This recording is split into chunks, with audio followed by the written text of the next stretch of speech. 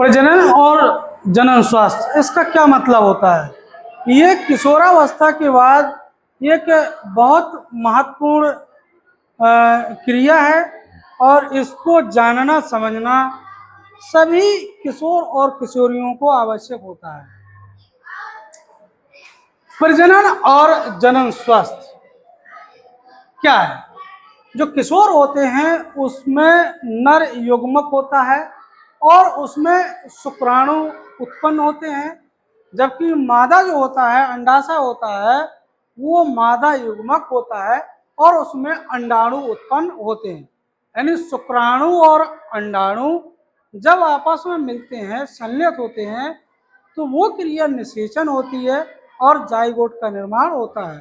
ठीक, इसमें होता क्या है कि जो स्त्रियां होती हैं, महिलाएं होती हैं, उनमें 11-12 वर्ष से ये प्रारंभ हो जाती है, जनन के योग हो जाते हैं, प्रजनन बच्चा उत्पन्न करने के लिए वो तैयार हो जाते हैं। कब? जब अंडाणु उत्पन्न होने लगते हैं। और ये प्रक्रिया जो होती है 45 वर्ष तक चलती है, 40-45 साल तक यह प्रक्रिया चलती है। जबकि पुरुषों में शुक्राणु उत्पन्न करने की क्षमता महिलाओं से ज्यादा होती है। अगर ये महिला 45 साल तक या 50 साल तक अंडाणु का सृजन करती है तो पुरुष में शुक्राणु उससे बाद तक भी बनते रहते हैं। जब स्त्रियों के अंडाशय में एक अंडाणु परिपक्व होता है तो 28 से 30 दिनों के अंतराल में एक अगर अंडाशय से एक अंडाणु निकलता है और वो निषेचित नहीं होता है, वो शुक्राणु से नहीं मिलता है, महिला का एक अंडाणु पुरुष के एक शुक्राणु से संलयन नहीं होता है, तो इस स्थिति में अंडाशय तथा गर्भाशय की दीवार मोटी हो जाती है, लेयर उसकी मोटी हो जाती है, और जब मोटी हो जाती है तो वो टूटने लगती है। और जैसे टूटेगी तो 28 या 29 दिन के बाद महिलाओं में रक्तस्राव होने लगता है, जिसको हम महामारी या पीरियड्स भी कहते हैं। उसी को हम ऋतुस्राव कहते हैं। यानी इसकी शुरुआत किशोरावस्था से शुरू होती है और ये महिलाओं की बहुत ही आवश्यक क्रिया है। यदि किसी किशोरी में यह क्रिया नहीं होती है, अंडाशय दीवार, अंडाणु या गर्भाशय की दीवार नहीं टूटती है मोटी होकर, तो वहां पर रक्त का स्राव, रक्त नहीं निकलेगा, तो उसको ये दिक्कत होती है। उसका जो मासिक धर्म अनियंत्रित हो जाता है तो शारीरिक बनावट भी उसकी अनियंत्रित होने लगती है। अंडाशय से निकलने वाला अंडाणु यदि निषेचित हो जाता है तो युग्मनज, जाइगोट, यानी बाद में गर्भाशय में भ्रूण वो बनने लगता है और उसकी जो गर्भाशय है उसकी दीवार मोटी होने लगती है और गर्भाशय में वो जो भ्रूण होता है, बच्चा होता है, वो आपका वहीं पर विकसित होने लगता है। तो अंडाणु जब निषेचित नहीं होता है तो 28 दिन के बाद वो गर्भाशय की दीवार टूटने से ये रक्त निकलने लगता है, जिसको हम ऋतुस्राव भी कहते हैं। और इसका और ऋतुस्राव को हम रजोधर्म या महामारी भी कह सकते हैं।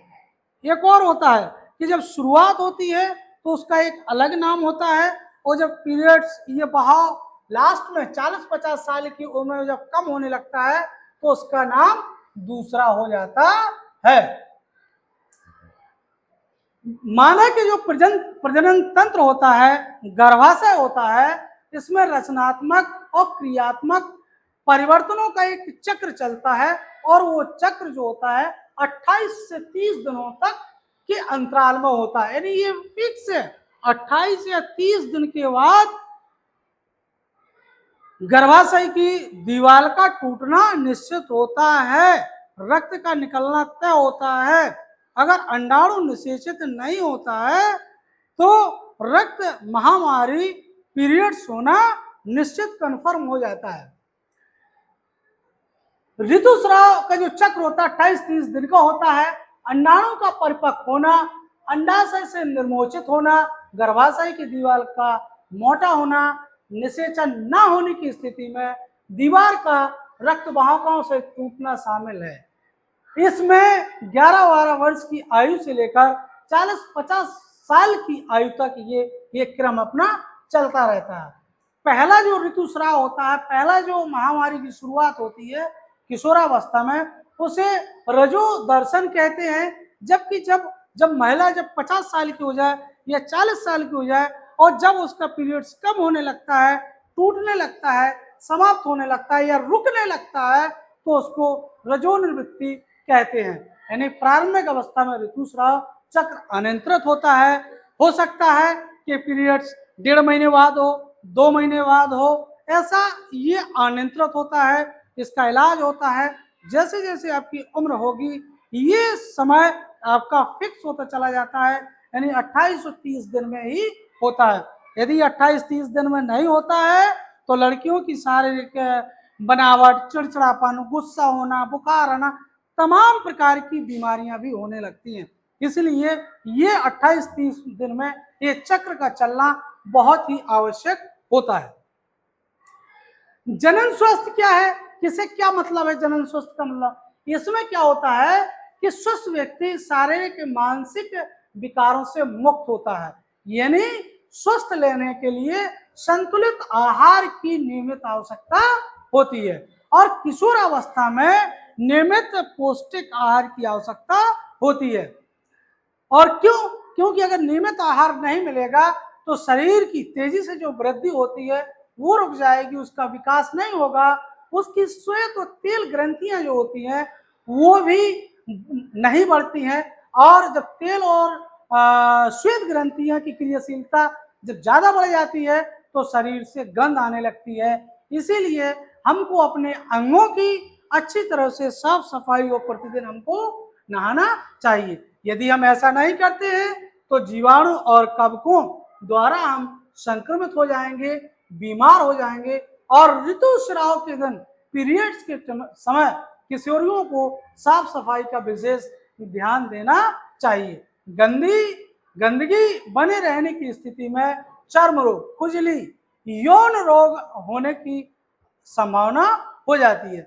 हमारे देश में आपको पता होना चाहिए कि लड़कियों की विवाह की उम्र जो है 18 वर्ष और लड़कों की 21 वर्ष कानून में वैध मानी गई है। और अगर इसका पालन नहीं करते हैं तो एक कानूनी अपराध है, क्योंकि 18 वर्ष से पहले लड़कियां शारीरिक और मानसिक रूप से मां बनने के लिए तैयार नहीं होती है।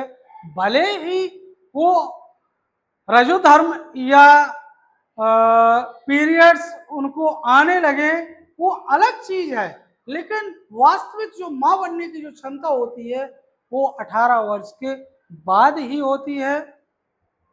इस तरह से हम जनन, प्रजनन और जनन स्वास्थ्य के बारे में समझेंगे।